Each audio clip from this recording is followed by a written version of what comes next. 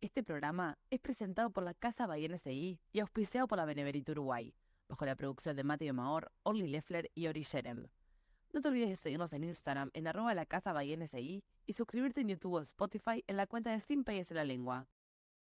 Hoy vamos a hablar sin peyes en la lengua con Pablo Calverman. Pablo, ¿cómo estás? Muy bien, buenas noches y muchas gracias por la invitación. Buenas noches, decimos nosotros porque estamos de noche, pero en realidad hay gente que lo puede escuchar esto de día. Así Buenos que, días. buenos días, buenas tardes, buenas noches.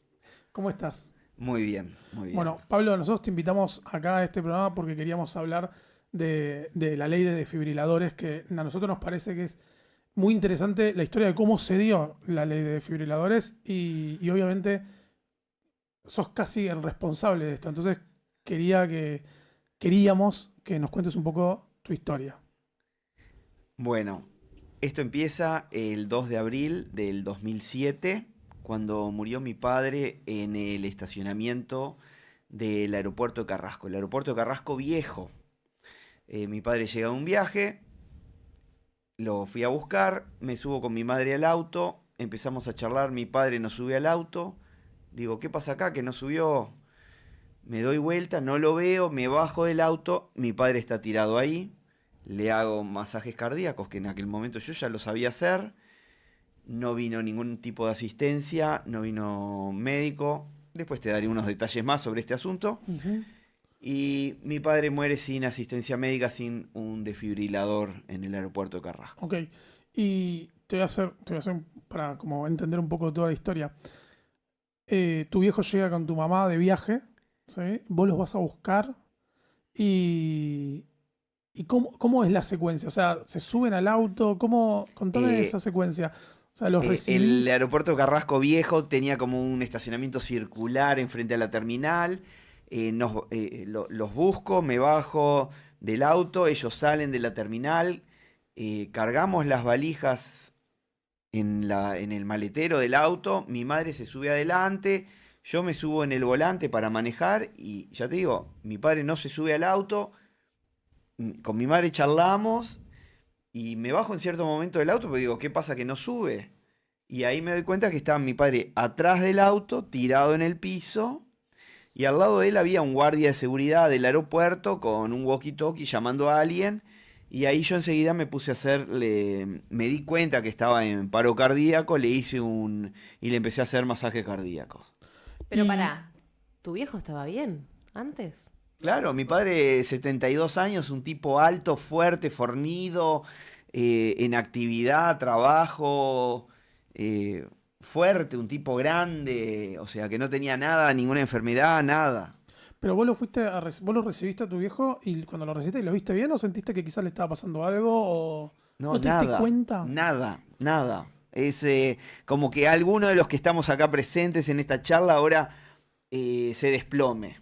Un Tremendo. paro cardíaco es así, te deja de latir el corazón por X razón, entras en paro cardíaco, deja de latir el corazón, eso hace que el corazón no bombee sangre al cerebro y te desplomás. Parecería incluso que te quedaste dormido. Estás en una fiesta de amigos, en una reunión, y alguien puede estar teniendo un paro cardíaco y al otro le parece que se durmió. O se emborrachó, una fiesta de amigos, uno se emborrachó, quedó de ojos cerrados y quizás tuvo un paro cardíaco. Y entonces vos te bajaste del auto porque tu viejo no aparecía y lo viste tirado en el piso. Exacto. Inmediatamente te tiraste a hacerle RCP. Yo te voy a ser honesto. Yo veo la situación, yo soy de los cagones que se quedan congelados. O sea, yo soy de los que no, o sea, yo de verdad que me nublo y no sé qué hacer. Me ha pasado, no en esa situación, pero me ha pasado en otras situaciones. Y que Mariana, mi pareja, me diga, podés moverte, podés activar. Si tenés el entrenamiento, desde aquella, yo lo había hecho previamente, la capacitación en primeros auxilios y masaje cardíaco y uso del desfibrilador. ¿Por qué?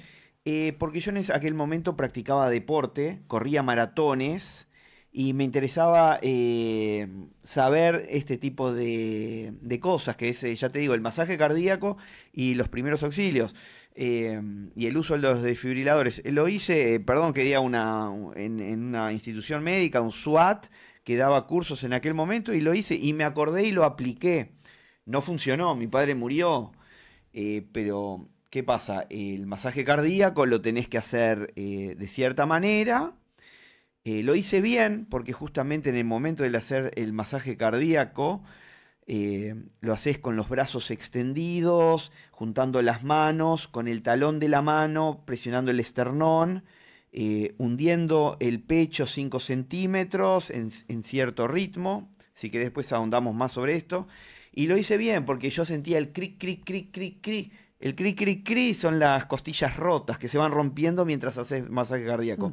Nadie muere en el mundo por costillas rotas. Se mueren de otras cosas las personas. Entonces, cuando haces buen masaje cardíaco con fuerza, hundiendo el corazón para que el corazón bombee sangre al cerebro, porque justamente el paro cardíaco lo que hace es no enviar sangre. Y vos no querés que suceda eso. Entonces, haces masaje cardíaco para que la sangre fluya al cerebro. Y bueno, sentía ese cric cric. En cierto momento tenía miedo. Cuando pasaron un tiempo le pregunté a un amigo médico, mirá, hice esto. No, lo hiciste bien, Pablo. El masaje cardíaco rompe costillas. No murió de costillas rotas, murió de un paro cardíaco. Ok, o sea, tu viejo no despertó. No despertó. ¿Tu vieja en ese momento seguía en el auto? Yo te No, pregunto ya para- en ese momento no lo recuerdo el detalle. Se habrá bajado del auto. Recuerdo, sí, detalles, como que en cierto momento, parece película hasta de humor, lo veía meses después, años después, llega un enfermero en el aeropuerto de Carrasco con una silla de ruedas. O sea, hasta cómico, o sea, ¿qué va a hacer un enfermero con una silla de ruedas? En aquel momento no habían desfibriladores en el aeropuerto de Carrasco y tampoco había desfibriladores en lugares públicos o privados en el Uruguay. No había. No había en los clubes deportivos tampoco. Propongo algo. Hagamos como una comparación en cómo debería ser, cómo se debería resolver esas situaciones y cómo se resolvió tu caso. ¿Te parece? ¿Cómo se debe resolver hoy en día? Por ejemplo, si acá Ori tiene un paro cardíaco, ¿qué hacemos? Bueno, si está en este momento está sentado en una silla, pero si tuviese un paro cardíaco lo acostaríamos en el piso, tiene que estar en una superficie dura. Por ejemplo, si notamos que alguien está en un sillón o en una cama durmiendo, papá o mamá tienen un paro y están en una cama, los bajamos y los ponemos en el piso. ¿De acuerdo? Nos acuclillamos con las rodillas en el piso al costado del cuerpo, puede ser a la derecha o a la izquierda. Buscamos el esternón, que es la parte en el medio del pecho donde terminan las costillas. Ahí está el corazón no está a un costadito o a otro, está ahí. Juntamos las manos, trenzamos los dedos, extendemos los brazos sin flexionar los codos y empezamos a hacer el masaje sobre eso, hundiendo el pecho unos 5 centímetros, una vez por segundo durante 30 veces. El movimiento se llama 30-2. 30 empujes de pecho y 2 soplidos en la boca. Pero bueno, lo conozco a Ori, tiene buenas costumbres higiénicas y no me da miedo darle respiración boca a boca. Pero si sucede en la calle y hay una persona que no conozco, uno tiene que actuar como un buen samaritano, como un buen ser humano. Y el masaje cardíaco, las 30 flexiones del cuerpo, eso es lo más importante. No le quiero dar la respiración boca a boca, no se la doy. Hoy en día está dentro de lo que es el American Heart Association, que son quienes dan las guías de entrenamiento. No se le da las dos respiraciones, porque no lo conocemos, porque puede tener alguna enfermedad, nos podemos contagiar de algo, pero sí el masaje cardíaco es fundamental. Y fundamental seguirlo de continuo hasta que alguien traiga un desfibrilador. Si yo estoy solo, tengo que agarrar un celular, ponerlo en manos libres, llamar a que alguien me traiga un desfibrilador. Hay una aplicación que te dice dónde están los desfibriladores más cercanos. Bueno, Pero pará. sí. Sí, o sea, ahora vamos a llegar a esa aplicación porque me parece muy interesante porque aparte vos cuando me la mostraste me quedé, pero que no podía creerlo. O sea, me sorprendió muchísimo eso. Pero la pregunta de la situación puntual con tu papá es, vos le hiciste masaje cardíaco y ¿qué pasó? O sea, ¿qué pasó? Toda la situación posterior a eso. O sea, Bueno, vino este enfermero con una silla de ruedas, llegó una ambulancia de una emergencia médico móvil luego de 20-25 es minutos. un montón. Un montón, sí, ahí ya la persona está muerta y siguieron intentando y yo los paré porque lo peor que podían hacer es revivir a una persona que iba a ser un vegetal. A cada minuto que pasa hay un 10% menos de probabilidad de sobrevida. Entonces, después de los 10 minutos hay más peligro de que si llega a sobrevivir tenga secuelas graves de una persona que quede en estado vegetal. Entonces, en ese momento dije, no, no sigan. Pero ya te digo, la ambulancia vino 20-25 minutos tarde. Y no había un médico por ahí dando vueltas. El No había aeropuerto de nada. Carrasco no tiene una, o no tenía en ese momento una ambulancia in situ o un cuerpo médico especializado y ya te digo, no había un desfibrilador. Lo que salva la vida es un desfibrilador. Sí, hay ocasiones que un buen masaje cardíaco puede continuar la vida, pero lo que está haciendo es, ¿qué pasa? El corazón es una bomba mecánica.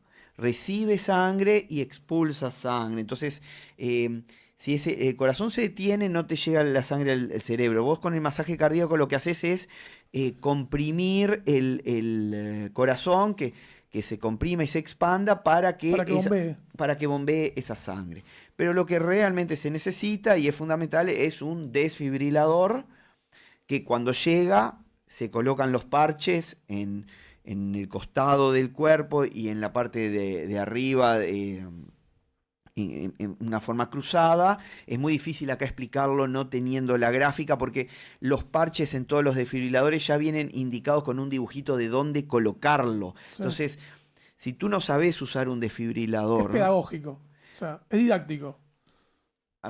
sacás los parches, despegás, van a tener un sticker, lo pegás en el cuerpo y el desfibrilador le pones el botón de Start, empezar, On, Inicio, y ahí el desfibrilador te va a hablar. Te va a decir, siga estas instrucciones. Y te va a decir, siga haciendo el masaje cardíaco. Mientras te hace el masaje cardíaco, el desfibrilador lo que hace es ver si estás fibrilando. Es decir, si estás en paro. Si estás en paro, después de 2 minutos, te va a aplicar un shock y el desfibrilador te va a decir, aléjese del paciente. Y ahí aplica el shock, te va a decir, apriete el botón de shock. Sí. Y luego te va a decir, continúe realizando el masaje cardíaco. Es más, te lo hace pip, pip, pip, pip, pip, pip, que es el ritmo que tú tenés que hacerle el masaje, el empujar con los brazos. Te va marcando todo. Te va marcando el ritmo. Si por ejemplo estamos un grupo de amigos y vamos a hacer esta broma, se durmió Ori, entonces te vamos a poner el desfibrilador para darte una patada, el desfibrilador no va a funcionar porque va a ver que tu corazón está latiendo. O sea, inteligente. El desfibrilador es una máquina que funciona para aquellas personas que no lo saben usar. ¿Tá? Entonces, el desfibrilador no va a darle un shock o una patada eléctrica a alguien por error. Solo lo va a dar si la persona está realmente fibrilando, si está sin el corazón latir. Ok. Entonces, vos me decís, vos le hiciste masaje cardíaco a tu viejo, 25 minutos de la ambulancia. 20-25 minutos. ¿Alguien del aeropuerto te dijo algo? ¿Pasó? Tengo una anécdota. En cierto momento, mi padre ya muerto, tirado en el piso, se aproxima una persona, me dice, soy la doctora fulana de tal. No voy a dar el nombre, no importa. Soy la doctora fulana de tal. Le digo, pero doctora, recién viene ahora, mi padre ya está muerto. No, yo soy la abogada del aeropuerto. O sea, Vino a evitar que que le hagas un problema. vino a meter pechera, tipo mirá que soy la abogada, ¿qué problema tenés? O sea, en ese momento caótico... Sí, más bronca. Ah, sí, muchísima bronca, porque además es una persona pública. Sí. Y Sin peyes en la lengua, quiere decir dar los nombres. no demos los nombres por las dudas, pero es interesante lo que estás contando. O sea, el aeropuerto, más que venir a, no sé, darte las condolencias o acercarte y decirte estamos a tu disposición, ojo con lo que haces con nosotros. Más Una- o menos, más o menos. Tanto es así que cómo surge después la ley. Escribí cartas públicas en los diarios, en El Observador y en El País. Me entrevistaron en algún programa de televisión y me entrevistaron en alguna radio. Y yo me reuní en aquel momento con el diputado Galo Padre, que me atendió muy, pero muy bien, del Frente Amplio, 2007. Él tenía un proyecto que se lo tenían encajonado. Me atendió también la ministra de Salud Pública en aquel momento, la doctora María Julia Muñoz. También me atendió fabuloso. Y un poco lo que me pidieron es, queremos sacar esta ley, seguí saliendo en los medios, seguí haciendo ruido. Sí. Yo en aquel momento, un amigo mío, que falleció hace poco, hace 2 días, 53 años de problema de corazón, Oscar Soukop, muy amigo mío, corríamos juntos. Esto no estaba en la previa de... No. Me había dicho de hacerle un juicio, le digo, no, Oscar, vamos a tratar de que en el aeropuerto hayan desfibriladores. Y el aeropuerto no quería, en aquel momento el gerente general del aeropuerto tampoco, en este caso no recuerdo el nombre. O sea, tu intención era que el aeropuerto esté preparado. Exacto. No que, Que no que haya una ley en general. O sea, tu intención fue ir al aeropuerto y todo se extendió a más. O sea, que no vuelva a pasar. sí. Es como, esto es el tema de los semáforos. Pisan, atropellan a alguien en una esquina y bueno, y después sale el semáforo. Esto es similar. Yo no quería que vuelva a pasar. Entonces yo lo que quería era que el aeropuerto tuviese desfibriladores. De reunirme con el diputado Galo, con la ministra Muñoz, salió la ley. Y bueno, como anécdota tengo que salió la ley el día anterior al que nació mi primera hija, que se llama Máxima. En hebreo le pusimos Sara Haya, por vida. Haya significa vida para quien no lo sabe. Y la ley tiene el número 18.360. Si uno suma 1 más 8 más 3 más 6 más 0, da 18. Y 18 es el número Hay, que es vida.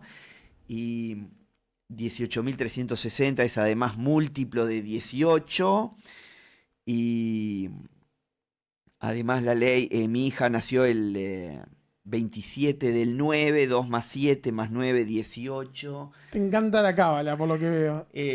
Sí, no sé, es encontrarle sentido Sí. a algo malo, que surja algo bueno. Bueno, en cierta forma, la verdad es que me alegro que haya salido la ley, pero ¿de qué se trata un poco la ley? O sea, ¿cómo es la ley de desfibrilador? O sea, vos lograste que el aeropuerto tenga desfibrilador, pero lograste que un montón de lugares más tenga desfibrilador. La ley 18.360 lo que dice es que en los lugares públicos y privados de gran afluencia de público tiene que haber un desfibrilador. Y además dice que en los lugares lejanos o alejados donde una ambulancia pueda demorar más de 10 minutos, también debería haber un desfibrilador. Y lo que la ley dice es que hay ciertos lugares donde quizás no es lejano y no hay tanta gente, también debería haber un desfibrilador, como puede ser un club deportivo. Entonces, tiene que haber un desfibrilador en los shopping centers, en el aeropuerto de Carrasco, tiene que haber en los hospitales, en los lugares donde puede haber cierto tipo de emociones o cierto tipo de actividad física. Entonces, en un gimnasio de barrio, donde quizás van 20, 25 personas, debería haber un desfibrilador. Están haciendo ejercicio físico, una persona se puede sentir mal y descompensar. Chicos jóvenes de 15 años jugando al fútbol, han fallecido por falta de desfibriladores en campo deportivo. Eh, ¿Y quién suministra los desfibriladores? ¿Depende del propio predio, del propio lugar? ¿O el Estado ayuda? O sea, para que haya una ley. O sea, no, el Estado no ayuda. El Estado no ayuda. Ok. El Estado pone la ley, el decreto habla de la policía sanitaria, debería haber una policía sanitaria que controle que en los lugares hayan desfibriladores. No lo hay, como tantas leyes que no se controlan. Yo creo que el control tiene que ser ciudadano. Si vas a un supermercado, ver que haya un desfibrilador. Si vas a un club deportivo, que lo haya en una cancha de baby fútbol. Sí, bueno, si no está siempre ahí porque es potencial riesgo de robo, que la comisión de padres lo tengan. Si no hay un desfibrilador en los bancos, tienen que haber, en los shoppings, en lugares alejados. En lugares donde se juegan emociones. Exacto. Una iglesia, una sinagoga, o sea. Bueno, se juegan emociones en la iglesia y en la sinagoga. En los aviones, en los barcos que cruzan de Montevideo a Buenos Aires, de Colonia a Buenos Aires, tienen que haber desfibriladores, lugares donde haya mucha gente y acceso muy lento en cuanto a que llegue una ambulancia. ¿Y vos sos consciente de que sí se cumplió de la ley? Vos me decías recién de la policía sanitaria, no. Yo creo que hay muchos desfibriladores en todo el país. Si uno abre el mapa de esta aplicación. ¿Esta aplicación cómo surge? ¿Vos sabés cómo? Hay muchos desfibriladores en el país, en todos lados, la gente se está capacitando. Me gustaría que más gente se capacitara. Me gustaría, por ejemplo, que a nivel del liceo, sea de secundaria, por ejemplo, en cuarto de secundaria, que hoy es 10º grado, hubiera un curso para los chicos aprendan a hacer masaje cardíaco y usar un desfibrilador. Independiente que lo tengan o no en la casa, pero que lo sepan usar, que lo sepan buscar, que sepan hacer el masaje cardíaco para un hermano, un papá o un abuelo. Uh-huh. ¿Y el tema de la app? Bueno, la aplicación se llama Cerca, es un corazoncito rojo y un cuadradito celeste. La aplicación Cerca lo que hace es geolocalizar los desfibriladores que hay en el Uruguay. Entonces, abriendo la aplicación, vos tenés la geolocalización, sabés, bueno, yo estoy acá en la calle tal y tal, el desfibrilador más cercano queda en tal lugar. Ahí empieza el tema, bueno, el tal lugar que tiene el desfibrilador. Te lo tiene que dar. ¿Me lo tiene que dar? La ley que dice. ¿Hay algo escrito en la No lo ley? dice la ley, pero un buen samaritano lo daría. Vamos a poner que a un señor le da un paro cardíaco en Escocería y Luis de la Torre. Sí. Escocería y Luis de la Torre. Busca un desfibrilador. Un supermercado que queda ahí. ¿El supermercado está obligado a dar el desfibrilador? No. ¿Lo debe dar? Sí. Una persona lo sale a buscar. Te vas a encontrar con un guardia de seguridad que gana una miseria y que la gerenta o el gerente del local le dijo: usted tiene que cuidarme al local, nadie puede robar nada de acá. ¿Y qué hace ese hombre? Claro, es un problema. ¿No? Porque lo pones frente a la situación de... Un empleado del del supermercado, debería salir con la persona que vino a buscar el desfibrilador y prestarlo. Estamos hablando que lo máximo que va a suceder, si está fibrilando, le van a aplicar un shock, 2 o 3, se le va a agotar la batería. Y la batería cuesta, dependiendo del modelo de desfibrilador, no es tan cara. Y salvaron una vida. Entonces yo me imaginaría el marketing de ese supermercado que prestó el desfibrilador y diga: con nuestro desfibrilador salvamos a fulano de tal en la esquina. Sería peor que Ori, con sus cientos de miles de seguidores en TikTok, digan: en ese supermercado no prestaron el desfibrilador y murió alguien. Sí, Entonces, los comercios deberían pensar: bueno, si tengo un desfibrilador lo tengo que prestar. Un amigo mío tiene en Arenal Grande un local comercial con un desfibrilador que él compró, salvaron una persona. ¿Y él tiene la obligación de tener un desfibrilador en su local? ¿O No lo tiene, como es amigo mío, le gustó la idea de tenerlo. Sí, y se capacitó. Y él y varios empleados. Cuando uno compra un desfibrilador, el que lo vende tiene la obligación de capacitar hasta 8 personas del local o lugar donde se instala ese desfibrilador. pero también la ley habla de que el porcentaje de personal capacitado tiene que ser mucho mayor que esos 8, creo que es un 50% habla de la ley. Hay un decreto reglamentario que habla sobre ciertos puntos de la ley. Ok. ¿Yo puedo denunciar al supermercado si estaba en la esquina y no me lo prestaron o no? Yo creo que hoy en las redes sociales lo peor que te pueden hacer es incendiar en ese estilo. O sea, el escrache público. Mirá, digo, hace un par de años falleció una persona enfrente al Ministerio de Salud Pública, en la calle, enfrente al Ministerio de Salud Pública, le trajeron 2 desfibriladores, los 2 estaban con la batería vencida. No te puedo creer lo que me estás contando. Sí. No te lo puedo creer. Enfrente al Ministerio de Salud Pública tenía desfibriladores, tenía la batería vencida, la persona murió. Eso sí se puede denunciar. Claro. Bueno, yo tengo como hobby a los lugares que voy y veo un desfibrilador, ver que la batería esté en buenas condiciones. O sea, a vos te tocó de lleno. Es algo que me gusta. Voy a un shopping y veo. Mirá. Y te voy a hacer, te voy a hacer otra pregunta, porque esto me lo habías contado antes. El día que vos fuiste a buscar a tu papá y a tu mamá al aeropuerto, esa noche empezaba Pesaj. Esa noche empezaba Pesaj. Cuando llega Pesaj en tu casa, ¿cómo se vive hoy?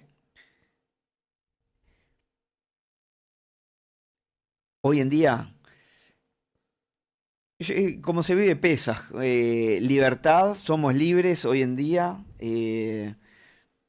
Se logró tener una ley, la gente se está capacitando, hay desfibriladores y hay numerosos casos de gente que se ha salvado, muchísimos casos.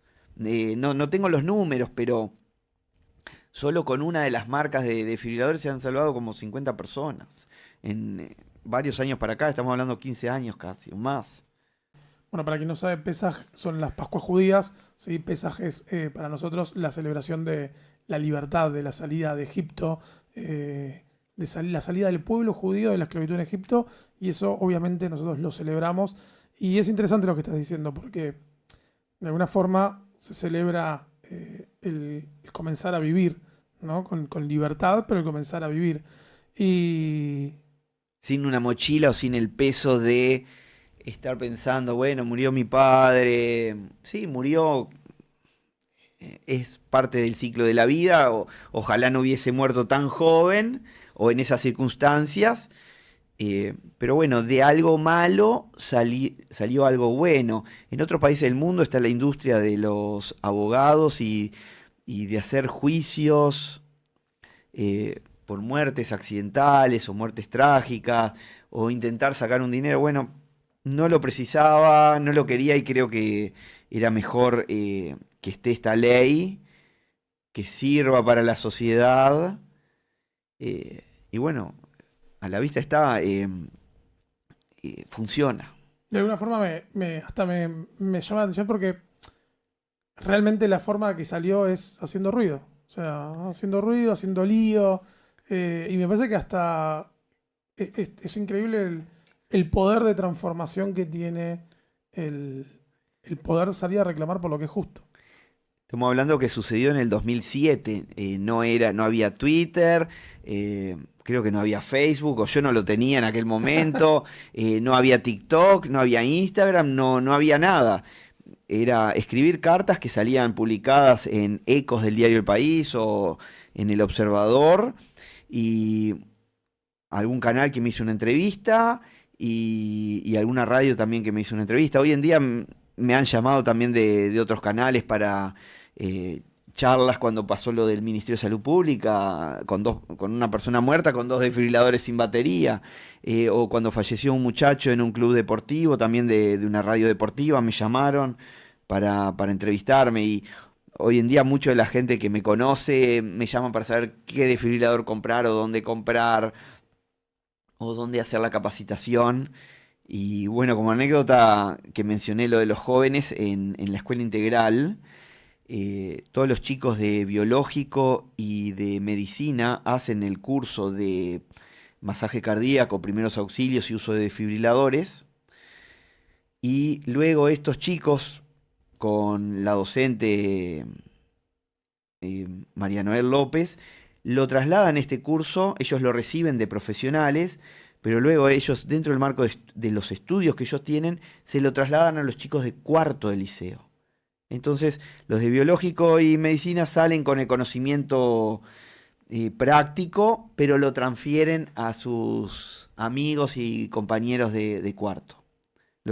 Que es algo que estaría bueno que haya una ley de ese estilo, como te lo mencioné anteriormente. Ujú. Bueno, a mí, de alguna forma, yo te escucho y me resuena mucho. Hay muchas cosas del judaísmo que se cumplen acá, ¿no? Muchas mitzvot, muchos preceptos. Esto, el salvar una vida, o sea, lograste salvar muchas vidas. Sí, el Talmud de Babilonia dice esto de que el que salva una vida salva el mundo entero. Y, y realmente, qué increíble. O sea, frente a la situación que te pasó, frente al el ruido y el enojo, porque el enojo fue algo movilizante para vos, ¿no? Sin duda, y pasás por muchas etapas, etapas de venganza, y sin ahondar detalles, el de arriba, Jem, se encargó de hacer una venganza, pero hoy no la celebro, pero pasó en su momento. ¿Se puede decir cuál? Estamos sin pelos en la lengua, puedes decirlo. Y la persona que no quería tener desfibriladores en el aeropuerto porque son peligrosos, falleció corriendo por la Rambla sin asistencia médica de paro cardíaco. Pero Eso es el karma. en ese momento, la verdad que estaba contento, te lo tengo que decir. Te entiendo. Y después me di cuenta que no, porque el pobre hombre tenía 42 años y dos niñas chicas. Entonces yo que tengo hijas y pienso, bueno, si me pasaba a mí. Pero bueno, es... La vuelta de la vida. Sí, sí, sí, sí. Vas pasando por por muchas instancias y muchos sentimientos. Hoy ya estamos hablando desde 2007 y uno ya tiene lo recordás al viejo con anécdotas y con alegría. Y bueno, a veces tenés lástima que no está en ciertos eventos familiares o ciertos momentos que uno quiere que estuviera, pero la ley está y existe. Está bárbaro. ¿Y vos cuántas hijas tenés? 2, Dos. O sea, ninguna de las dos conoció a tu papá. ninguna. Sin embargo, conocen toda esta historia. Sí. ¿Y qué sienten? Mira, les gusta, saben hacer masaje cardíaco y saben usar un desfibrilador. Y son chicas. Una tiene 2 y la otra tiene 14. ¿Por qué? Porque tengo un desfibrilador de entrenamiento en casa, lo saben usar. Y en cierto momento una vez traje a casa también lo que es un maniquí de entrenamiento, que es un medio cuerpo en el que se practica la forma de colocar los brazos, las manos, dónde pegar el desfibrilador, todo. Y ellas lo practicaron, o sea, con el muñeco. Entonces, sí, conocen toda la historia y ta, son buenas representantes. Bueno, me alegro mucho. Hay que saber, hay que aprender a usarlo. De hecho, yo ahora lo que estás diciendo me siento en falta. Me pasa eso, que vos estás hablando de esto y yo digo, pucha, yo no sé si ahora le pasa algo a alguien hacerlo. Voy a tener que aprender. Me siento como en la responsabilidad, sobre todo sabiendo que trabajo en un espacio donde pasa mucha gente por ese lugar. Bueno, en la sinagoga donde tú estás, hay un desfibrilador. Sí, pero no lo sé usar. Pero parte de la gente sí lo sabe usar y hay gente que se ha entrenado para ello. Pero estaría bueno, sí, que más gente lo supiera usar. No solo en cualquier ámbito, en cualquier lugar. Me gustaría una vez sentir sindicalistas que hagan un paro general en el país. Queremos que las empresas nos entrenen al 50% del personal en las empresas. Ujú. Obviamente, los empleados viven de los sueldos y de los salarios y no de que los entrenen, pero no estaría mal y cumplirían la ley. Claro. Yo Bueno. quiero saber cómo fue, por no decir relación, vínculo, llamémosle como querramos, pero ¿cómo fue esa relación con el aeropuerto después? Porque dice entender como que hay vueltas y venidas con ellos, ¿no? Bueno, cada vez que paso por el aeropuerto me fijo que las baterías estén bien. Eso para empezar.